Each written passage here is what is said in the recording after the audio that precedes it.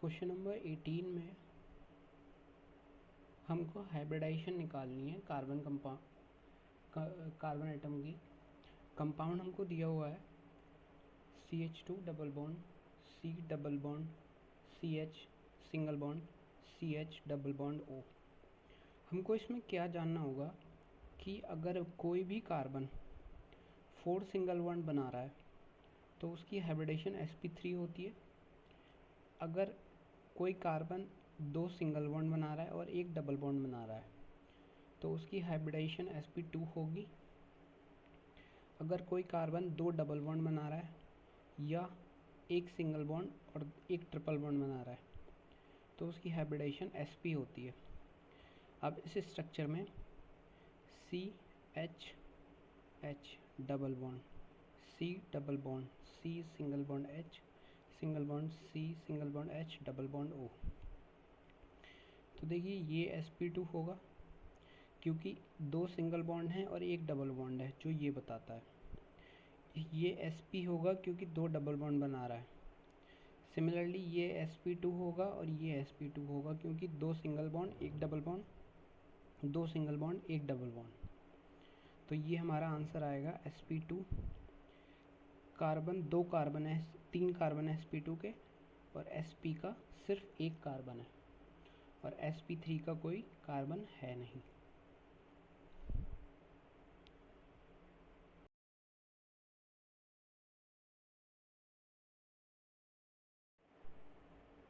Question number 19 देखिए। Question number 19 में क्या दिया हुआ है हमको, the circle represents most basic atom in these molecule which of the following is correct representation. अब देखिए ए पार्ट में हमको जो स्ट्रक्चर दिया है वो ये दिया हुआ है।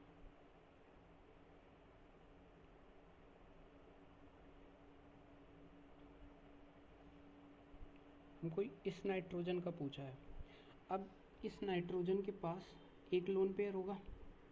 अब ये जो लोन पेयर है वो एक लोकलाइज्ड लोन पेयर है,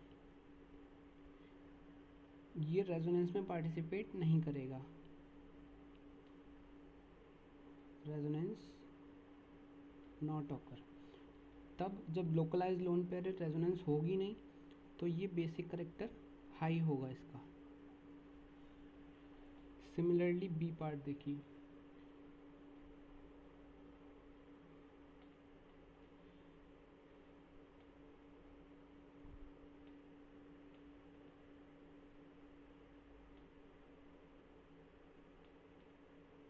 इस एन के लिए पूछा है। इस एन के पास एक लोन पेयर है। अगर ये लोन पेयर इधर शिफ्ट होगा तो ये पॉसिबिलिटी होगी नहीं क्योंकि जो ये वाले कार्बन के पास भी लोन पेयर है तो यहाँ पे कोई रेजोनेंस शो नहीं होगी, तो ये भी लोन पेयर हमारा लोकलाइज्ड होगा। नो रेजोनेंस होकर, सो बेसिक करेक्टर इसका हाई होगा। सिमिलर केस हमारा ऑप्शन नंबर सी का देखिए।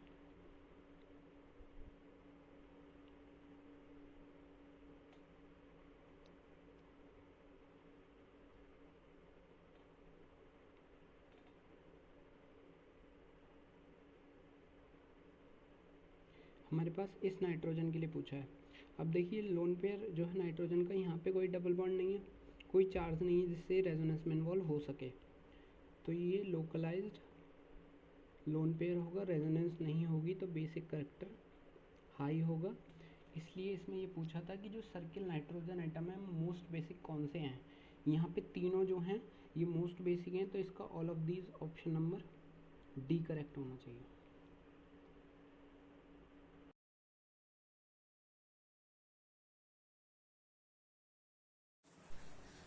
क्वेश्चन नंबर 20 देखिए। 20 में हमको दिया हुआ है circle represent most acidic hydrogen in these molecules which of the following is correct representation. इसमें हमें मोस्ट एसिडिक हाइड्रोजन का पता लगाना है। 2 हाइड्रोक्सिल ग्रुप दे रखे हैं किसी में, इसमें ए में 2 हाइड्रोक्सिल ग्रुप दिए हुए हैं, तो हमें ये देखना है जो सर्किल वाला है वो मोस्ट एसिडिक है या नहीं। अब यहाँ पर ये वाला OH के लिए हमें पूछा है, इस OH में यहाँ पे कोई भी रेजोनेंस नहीं है जिससे जो H प्लस है वो इजीली लूज हो जाए, और यहाँ पे एक मिथाइल ग्रुप है, CH2 ग्रुप है, तो इसका भी ये प्लस आई इफेक्ट लग रहा है, तो इसकी जो एसिडिक करेक्टर है वो डिक्रीज हो रहा है, हमको इसका पूछा हुआ है। अब देखो यहाँ पे जो CF3 ग्रुप है वो हमारा माइनस आई इफेक्ट शो करता है। जब ये माइनस आई इफेक्ट शो करेगा तो जो OH बॉन्ड की पोलैरिटी है वो पोलैरिटी इंक्रीज हो जाएगी। पोलैरिटी इंक्रीज हो जाएगी तो एसिडिक करेक्टर भी हमारा इंक्रीज हो जाएगा, वो H प्लस ईजिली लूज कर पाएगा, तो हमारा यहाँ पे एसिडिक करेक्टर ज़्यादा होगा। ऑप्शन बी में देखिए,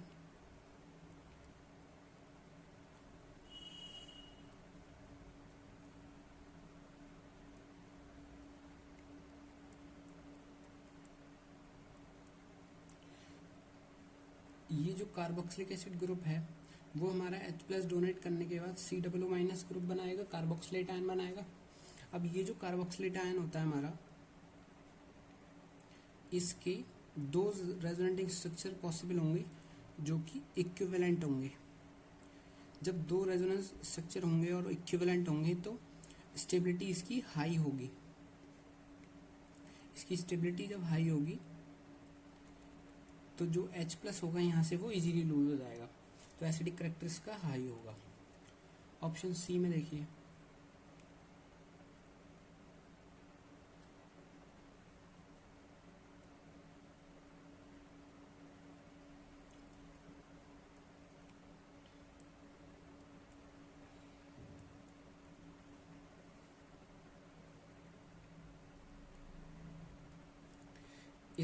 इस वाले कार्बन पे दो हाइड्रोजन होंगे, तो जब इसमें से एक हाइड्रोजन लूज होगा तो यहाँ पे नेगेटिव चार्ज आएगा, मींस ये वाली रिंग पे इस पे नेगेटिव चार्ज आएगा। एक डबल बॉन्ड यहाँ पे दिया है और एक जो है इस बेंजीन रिंग का आ जाएगा, तो ये जो रिंग बन गई हमारी वो एरोमेटिक रिंग बन गई, मींस स्टेबिलिटी जो होगी उसकी हाई होगी। तो इस कार्बन पे जो हाइड्रोजन है वो इजीली लूज कर पाएगा, इसलिए एसिडिक करेक्टर इसका हाई होता है। तो ऑप्शन हम जो दिया हुआ है ऑप्शन डी में ऑल ऑफ दीज दिया हुआ है, तो हमारा जो ऑप्शन डी है वो करेक्ट होगा।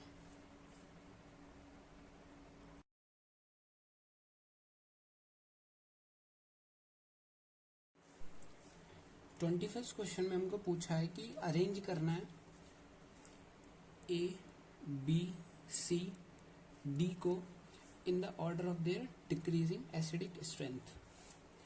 तो देखिए इसमें क्या होगा कि हमको इसमें जो बेसिक कंसेप्ट लगेगा वो इलेक्ट्रोनेगेटिविटी ऑफ एटम लगेगा। सबसे बेसिक कंसेप्ट हमारा इलेक्ट्रोनेगेटिविटी का लगेगा इसमें। अब जब यहाँ पे देखो ये ऑक्सीजन है और ये नाइट्रोजन है, पॉजिटिव चार्ज है दोनों पे। जब दोनों पे पॉजिटिव चार्ज है तो इलेक्ट्रोनेगेटिव एटम पे पॉजिटिव चार्ज स्टेबल नहीं होता। अब ऑक्सीजन और नाइट्रोजन में जो इलेक्ट्रोनेगेटिव है कौन सा, वो ऑक्सीजन है, तो इसीलिए कि जो ऑक्सीजन है वो इजीली H प्लस लूज करेगा और जो इलेक्ट्रॉन है वो इस पे आ जाएंगे, तो इसलिए पॉजिटिव चार्ज इसका न्यूट्रलाइज हो जाएगा। तो जो ए वाला होगा वो मोस्ट एसिडिक होगा।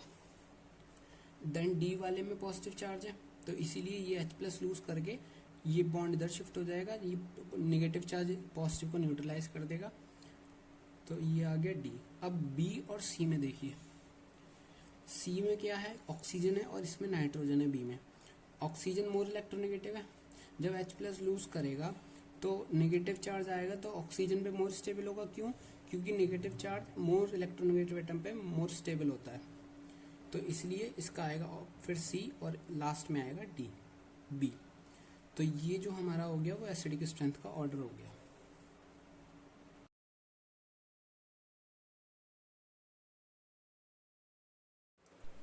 क्वेश्चन नंबर 22 में पूछा है correct order of heat of combustion of the above compound. हमको कंपाउंड दे रखे हैं, फर्स्ट ये दिया हुआ है, सेकंड ये दिया हुआ है